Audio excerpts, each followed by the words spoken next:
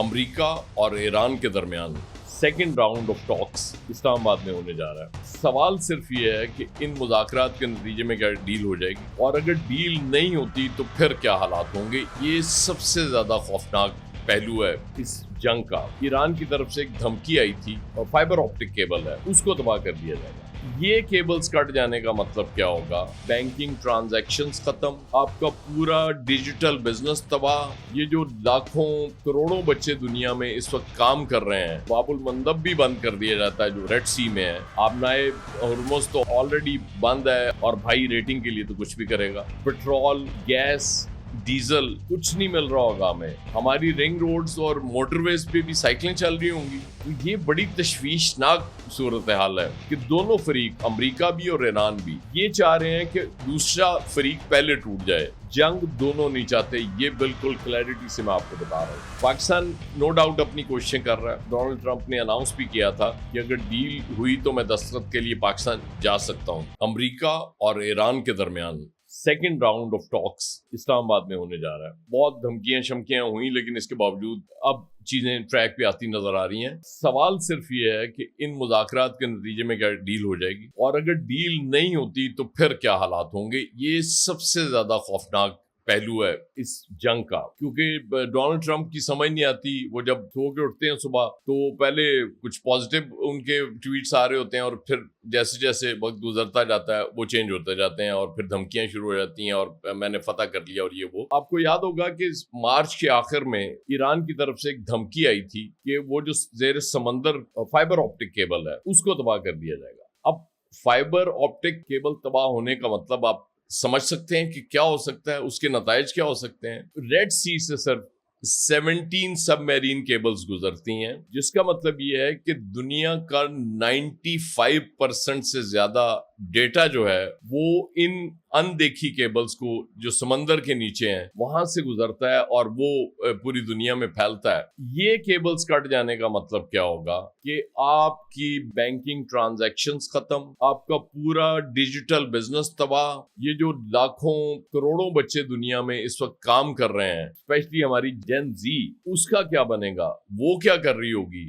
کیا وہ دور واپس آ جائے گا کہ آپ گھر آ کے فون سنیں گے، وہ جو ہوا کرتا تھا ایک ٹیلی فون، یا آپ دفتر پہنچیں گے پھر آپ فون پہ بات کرنے کے قابل ہوں گے اور درمیان میں کچھ بھی نہیں ہوگا؟ اے آئی کا کیا بنے گا؟ آرٹیفیشل انٹیلیجنس جہاں یوز ہو رہی ہے اس کا کیا ہوگا؟ ابھی آپ کو بتائیں کہ میٹا نے 45,000 کلومیٹر کی ایک کیبل بچھانی تھی، وہ بھی انہوں نے منصوبہ روک دیا اس جنگ کی وجہ سے۔ تو نقصانات ایک تو وہ ہمیں چھاتوں کی صورت میں نظر آ رہے ہیں، دوسرے مالی نقصانات نظر آ رہے ہیں، لیکن یہ بہت بڑے نقصانات ہیں جو خدا نہ خواستہ اس جنگ کے جاری رہنے سے ہو سکتے ہیں، اور اس کا آپ تصور نہیں کر سکتے۔ اب آپ تھوڑی دیر کے لیے سوچیں ذرا کہ اگر یہ باب المندب بھی بند کر دیا جاتا ہے جو ریڈ سی میں ہے، آبنائے ہرمز تو آلریڈی بند ہے، امریکہ نے ناکہ بندی ختم نہیں کی، ایران نے کھول کے اس کو دوبارہ بند کر دیا امریکی ناکہ بندی کی وجہ سے، کیونکہ سمجھا یہی جا رہا تھا کہ جب انہوں نے اناؤنس کیا کہ ہم کھول رہے ہیں تو ناکہ بندی فوری ختم ہو جائے گی، لیکن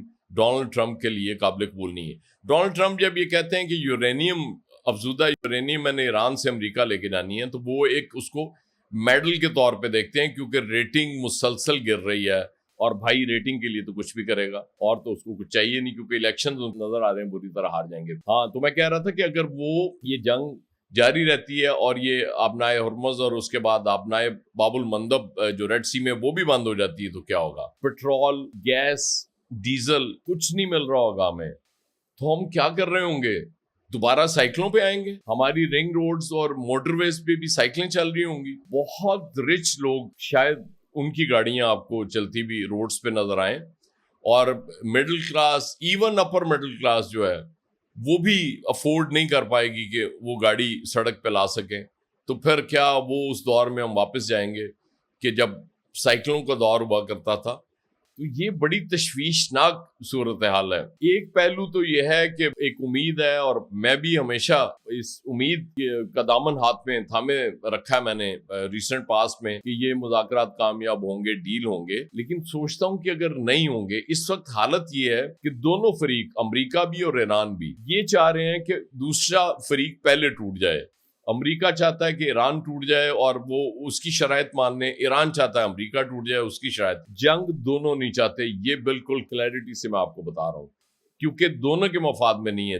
جنگ سے دونوں تنگ آ چکے ہیں، لیکن اپنی اپنی قوم کو دونوں نے مطمئن کرنا ہے، اور وہ اطمینان اسی صورت ہو سکتا ہے کہ دونوں کے لیے کوئی ایسی ون ون پوزیشن بن جائے. پاکستان نو ڈاؤٹ اپنی کوششیں کر رہا ہے، جاری رکھے ہوئے ہے. ہم نے اپنے رابطے بھی بڑھائے ہیں. جب ایرانی مندوب کہہ رہا تھا کہ میں نے نہیں آنا، ایران کی طرف سے وفود سے مسلسل انکار ہو رہا تھا، لیکن اب لگ رہا ہے کہ دونوں پارٹیاں یہاں بیٹھیں گی اور مذاکرات کریں گی. لیکن حالات اتنے سادہ نہیں رہے، اب وہ اتنا آسان نہیں رہا، کیونکہ پچھلی دفعہ لگ رہا تھا جب مذاکرات ختم ہوئے تھے، جو بے نتیجہ ختم ہوئے تھے، اور اس کے بعد لگ رہا تھا کہ نیکسٹ راؤنڈ فیصلہ کن ہوگا، اور اسی لیے ڈونلڈ ٹرمپ نے اناؤنس بھی کیا تھا کہ اگر ڈیل ہوئی تو میں دستخط کے لیے پاکستان جا سکتا ہوں. وہ خیر اب بھی اس پہ قائم تو ہیں کہ شاید، اور ایرانی قیادت سے بھی ملنا چاہتا ہوں، لیکن ڈونلڈ ٹرمپ کے بیانات پہ اعتبار کیا نہیں جا سکتا. اب یہ بھی تاریخ میں پہلی بار ہی ہوا ہے کہ امریکی صدر کی بات پہ اعتبار لوگ نہیں کرتے جب تک کہ وائٹ ہاؤس سے اس کی تصدیق نہیں آ جاتی، وائٹ ہاؤس نہیں کہہ دیتا کہ یہ ہونے جا رہا ہے. تو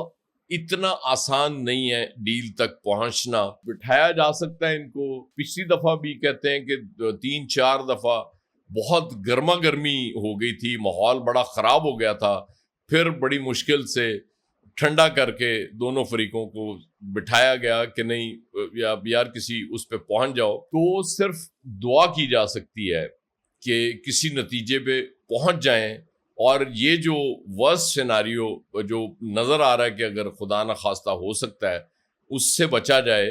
اب یہ انٹرنیشنل کمیونٹی کی بھی ذمہ داری بنتی ہے. دیکھیں امریکہ تیزی سے اپنی وہ حیثیت سپر پاور والی کھو رہا ہے، یہ احساس سب کو ہے، لیکن چائنا شاید ابھی تیار نہیں ہے اس کی پوزیشن لینے کے لیے. ابھی وہ ورلڈ پاور نہیں بننا چاہ رہا، کیونکہ اس کے پلانز میں یہ تھا نہیں. جو ہوا اچانک ہوا، اس لیے ظاہر ہے ٹائم لگے گا.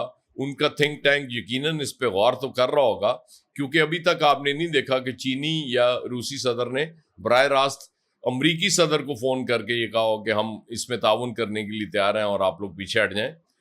تو دعا کر سکتے ہیں، اور ہمارے پاس ہے کچھ نہیں، کیونکہ فریقوں نے فیصلہ کرنا ہے، دونوں نے، ایران نے اور امریکہ نے، کہ کسی ڈیل تک پہنچنا ہے یا نہیں. پاکستان صرف ثالثی کر سکتا ہے اور باقی دنیا امید کر سکتی ہے. تو ایسے نہیں کہتے کہ امید پہ دنیا قائم ہے. بہت شکریہ.